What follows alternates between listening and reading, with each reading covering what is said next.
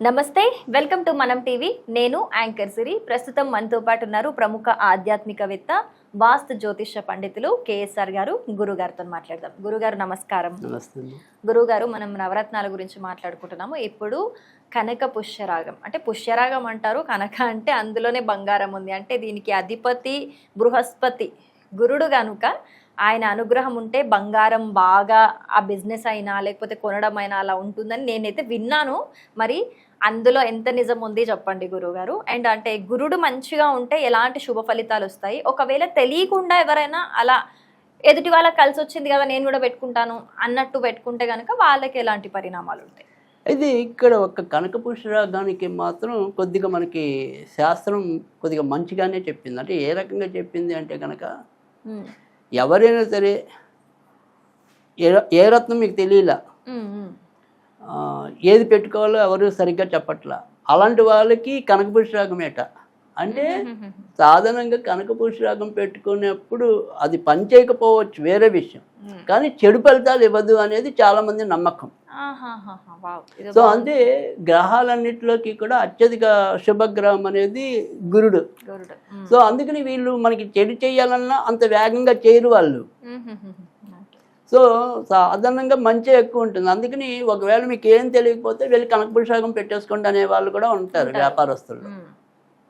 కానీ అది అవునా కాదా అనేది కూడా మనం ఒకసారి మాట్లాడుకుందాం, చెప్తాను.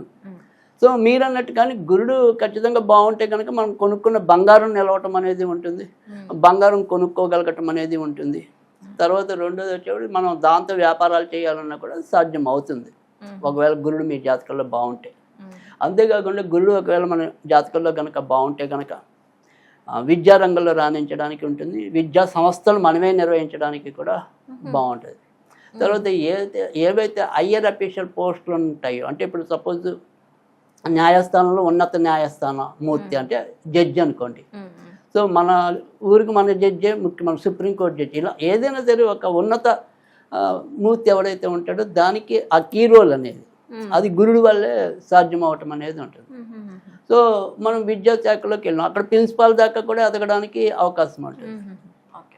లేదు మనమే ఒకవేళ కొన్నాళ్ళ తర్వాత, ఇప్పుడు నేను ఒక వయసు దాకా ఖచ్చితంగా ఈ మార్గంలో వెళ్తున్నాను అనుకోండి, ఉన్నట్టుండి మనం వీటన్నిటికీ అతీతంగా ఏ సన్యాసాశ్రమో పీఠాధిపతో మతాధిపతో ఇలా అవ్వాలనుకోండి, అక్కడ కూడా గురుడు బాగుంటేనే వెళ్ళగలుగుతాం. సో గురుడు అనేది అంటే ఇప్పుడు మనం బుధుడు వల్ల బుద్ధి అనేది, చంద్రుడి వల్ల మనసు అనేది, గురుడు వల్ల జ్ఞానం అనేది లభిస్తుంది.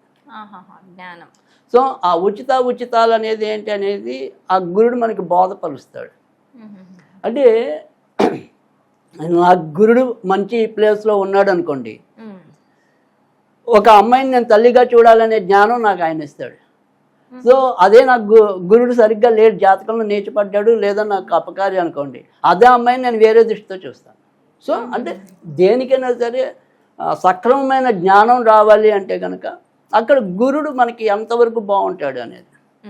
సో అందుకని గురుశాపం అంటాం. అందుకే అంటే గురుశాపం కనుక మన జాతకంలో ఉంటే కనుక మనం ఏం చేసినా అది భూత్ అవుతుంది, అంటే కలిసి రాదు. ఉద్యోగాల్లో వాటిలో ఎప్పుడు ఏవో ఒక తింటూనే ఉంటాం, అంటే అన్ని బాగా చేస్తాం, చివరిలో ఎక్కడో చిన్న మనకే తెలియని తప్పు చేస్తాం, ఆ తప్పు వాడు పట్టుకుంటాడు పైవాడు.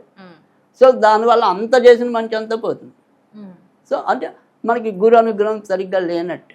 ఇంకోటి గురుగారు, ఇప్పుడు ఇవి నవరత్నాల గురించి మాట్లాడుతున్నారు, ఓకే. కొంతమంది ఏం చెప్తుంటారనంటే ఇవి ఖచ్చితంగా ఇవి బంగారంలోనే పెట్టుకోవాలి, ఇవి ఖచ్చితంగా వెండిలోనే పెట్టుకోవాలి. అంటే ఈ నవరత్నాలకి కూడా వాటి కాంబినేషన్ లోహాలు ఏమైనా ఉంటాయా? ఇది అంటే దీంతో దీనికి పడదు, ఇవి రెండు కలిపి పెట్టుకుంటే దాంతో కూడా నీకు ఫలితం ఉంటుంది, ఇలాంటివి ఏమైనా ఉంటాయి గురువుగారు? అంటే అది కూడా కొంతవరకు చెప్పాలంటే కనుక కనక పుష్యరాగం అనే పేరులోనే కనకం ఉంది కాబట్టి చాలా మంది బంగారంలో పెట్టుకోవాలి అని అంటుంటారు, కానీ అది యథార్థం కాదు. సో రత్నాలన్నీ కూడా పంచలోహాల్లో పెట్టుకోవచ్చు, వెండిలో పెట్టుకోవచ్చు, బంగారంలోనే పెట్టుకోకూడదు.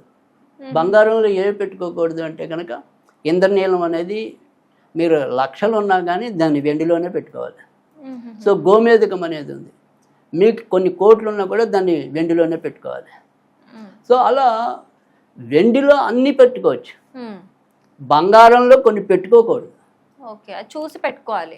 అంటే చూసి కాదు, మనం చెప్తాం వాళ్ళకి ఎప్పుడైనా సరే, నాయన నీకు ఇంత ఉన్నా సరే, సొమ్ములు ఉన్నా సరే దాన్ని వెండిలోనే పెట్టుకో, నీకు చేతికి పెట్టుకోవడం నామోష అయితే మెడలో వేసుకో అని చెప్తాను. నీకు అది కావాలి అని అంటే నువ్వు ఆ లోహంలోనే అంతే, పెట్టుకోవాలి, అంతేగాని suit అయ్యేది. ఓకే.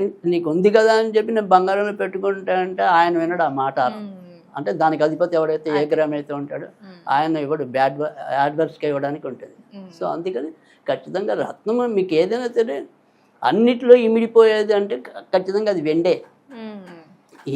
ఏ రత్నమైనా సరే ఇమిడిపోయేది ఏదైనా ఉంది అంటే కనుక వెండే.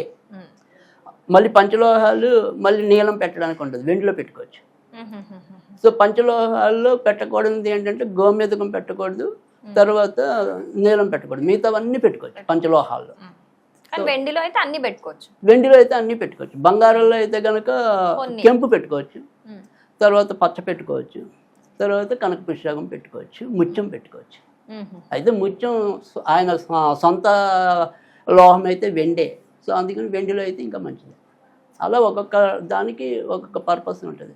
తర్వాత రెండోది వచ్చేప్పటికి ఏంటంటే, ఒకప్పుడు మీకు వచ్చింది కనక పుష్యరాగమే అనుకుందాం, కానీ మీకు నడుచేది సినిమా దశ ఉంది. అప్పుడు సినిమా దశ మీకు కనక పుష్యరాగం కదా అని బంగారంలో చెప్పకూడదు. సో నేను వెండిలోనే చెప్పాలి అప్పుడు, ఎందుకంటే ఇక్కడ నడుస్తున్న దశకి అది అగైనిస్ట్ లోహం అవుతుంది. అందుకని ఏదైనా సరే ఏదో టక చెప్పేయడం కాదు, కొద్దిగా మనం ఆలోచించి చెప్తేనే మీకు మంచి రిజల్ట్స్ వస్తాయి. ఓకే, మీరు ఓవరాల్గా చెప్తున్న దాన్ని బట్టి నాకు అర్థమైంది అయితే గురుగారు, క్లీన్గా మీ జాతకం ఏంటో, మీరు ఏ దశలో ఉన్నారో ఏంటో అన్నీ కూడా అబ్జర్వ్ చేసుకున్న తర్వాతనే మీకు ఏది సూట్ అవుతుంది, ఏ లోహంలో పెట్టుకోవాలి అనేది చూసుకొని పెట్టుకోవాలి. అయితేనే 100% శుభ ఫలితాలు వస్తాయి. అంటే నేను ఎందుకు చెప్తున్నానంటే, రత్నం అనేది ఖచ్చితంగా మనిషి మీద ప్రభావం చూపిస్తుంది, కానీ 100కి ఇంచుమించుగా 75% అయితే కనుక రత్న నిర్ధారణ అనేది సరిగ్గా జరగట్లేదు. అంటే ఒకళ్ళు ఏమంటాం, మనకి నడుస్తున్న దశను బట్టి పెట్టించే వాళ్ళు కొంతమంది ఉన్నారు, మనకు రాశికి అధిపతిని బట్టి పెట్టించే వాళ్ళు కొంతమంది ఉన్నారు, మన నక్షత్రానికి అనుగుణంగా పెట్టించే వాళ్ళు కొంతమంది ఉన్నారు, మన లగ్నానికి అనుగుణంగా పెట్టించే వాళ్ళు కొంతమంది ఉన్నారు. అలా రకరకాల పద్ధతులు వెళ్ళేప్పటికీ ఒక్కోసారి ప్రాబ్లం అవుతుంది.